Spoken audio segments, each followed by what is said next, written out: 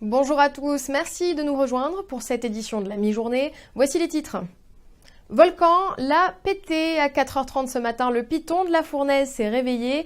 4 fissures se sont ouvertes sur le flanc nord. Les fontaines de lave sont d'ailleurs visibles depuis le pas de Bellecombe, un secteur inhabituel pour une éruption qui laisse présager un spectacle de courte durée, comme l'explique Aline Pelletier, directrice de l'Observatoire volcanologique, au micro de Prisca Bigot.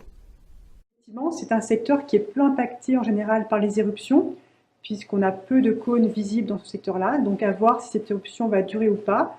Mais ce lieu d'éruption fait plutôt penser à une éruption peut-être qui ne va pas durer longtemps. Alors à l'heure actuelle, donc, suite au survol qu'on a fait ce matin et aux premières observations, ça reste une petite éruption avec des débits plutôt faibles et des hauteurs de fontaines de lave également là aussi très faibles, d'une dizaine de mètres de hauteur. Donc pour l'instant, on est tout ce qu'il y a de plus classique en termes de dynamisme éruptif, c'est-à-dire des fissures qui sont ouvertes en échelon au cours de la nuit, et une activité relativement faible pour l'instant. Donc à voir comment ça évolue, si on va vers une fin d'éruption, sur une stabilisation d'éruption, ou sur une éruption qui va durer, sachant qu'on sait qu'il y a toujours pas mal de magma dans le réservoir qui demande qu'à sortir. Il faut savoir que depuis début 2018, on a un volcan qui gonfle en permanence, qui se pressurise en permanence. Donc ça veut dire qu'on a du magma en profondeur qui se stocke et qui va devoir sortir à un moment donné. Et pour l'instant, ce ne sont pas les éruptions de 2018, d'avril 2018, qui ont été relativement faibles en termes de volumémie, qui permettent donc de justifier ce volume qui a gonflé. Donc si cette éruption est amenée à s'arrêter rapidement, il faudra s'attendre encore à une activité assez riche en 2018.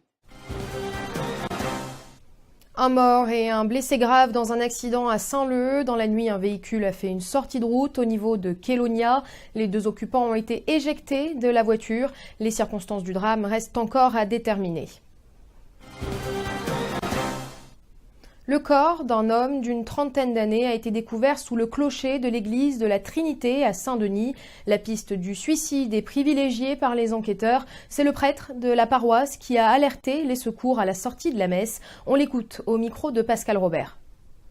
Tout d'un coup, en passant à côté du clocher, j'ai vu ce monsieur-là étendu. Bon, on croyait qu'il dormait comme des SDF qui viennent ici nous fatiguer. Bon, on s'est dit, bon, il va se réveiller quand?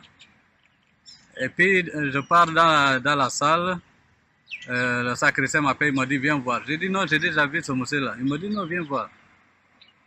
J'arrive, je m'approche de lui, je vois qu'il était déjà mort. Donc, il est mort en pleine nuit, avant qu'on appelle la police. Les sapeurs-pompiers arrivent, mais il était déjà mort, on a constaté qu'il est mort depuis longtemps. Ils ont constaté qu'il avait beaucoup de paquets de médicaments. Alors, on s'est dit, ou alors il a bu les médicaments, ou alors il s'est bagarré quelque part. Arrivé là, il est mort, on ne sait pas. Les paillotes sont-elles situées sur le domaine public? La question s'est posée ce matin au tribunal de grande instance qui s'est déclaré incompétent à y apporter une réponse. C'est le tribunal administratif qui devra le déterminer.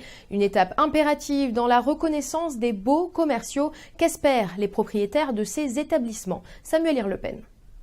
C'est qu'à La Réunion, les 50 pas géométriques ne s'appliquent pas comme en métropole.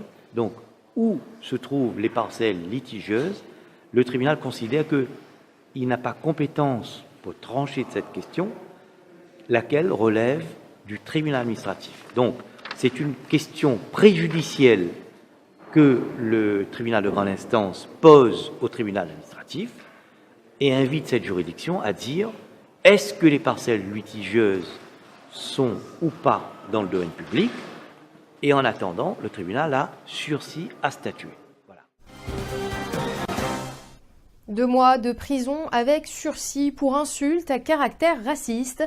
L'internaute à l'origine du commentaire injurieux dans l'affaire des paillotes a été reconnu coupable par le tribunal correctionnel de Champfleury. Le député Jean-Hugues Radnon avait porté plainte contre l'auteur de ce commentaire dans lequel les Réunionnais étaient comparés à des singes. Frédéric Faby, le patron de Colipay, condamné à 1 an de prison et 30 000 € d'amende pour abus de biens sociaux. Il a été relaxé des accusations de blanchiment d'argent et de fraude fiscale. La justice a également prononcé la main levée sur toutes ces saisies. Le chef d'entreprise et son avocat n'excluent pas de faire appel. Pascal Robert.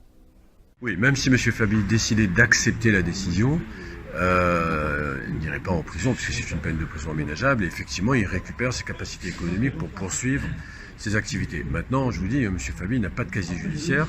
Je pense qu'il n'a pas envie d'avoir un casier judiciaire, surtout qu'il est convaincu de n'avoir rien fait de mal. Et c'est vrai que le dossier, pour moi, n'a pas démontré qu'il ait fait quoi que ce soit de mal. Donc, on va regarder tout ça de très très près. Je dirais on a passé la plupart des obstacles, il en reste un. On va voir si un éventuel appel ne permettrait pas d'obtenir pleinement satisfaction. C'est la fin de cette édition, merci de l'avoir suivi. Toute l'information est à retrouver sur zinfo974.com. Je vous donne rendez-vous à 18h, à tout à l'heure.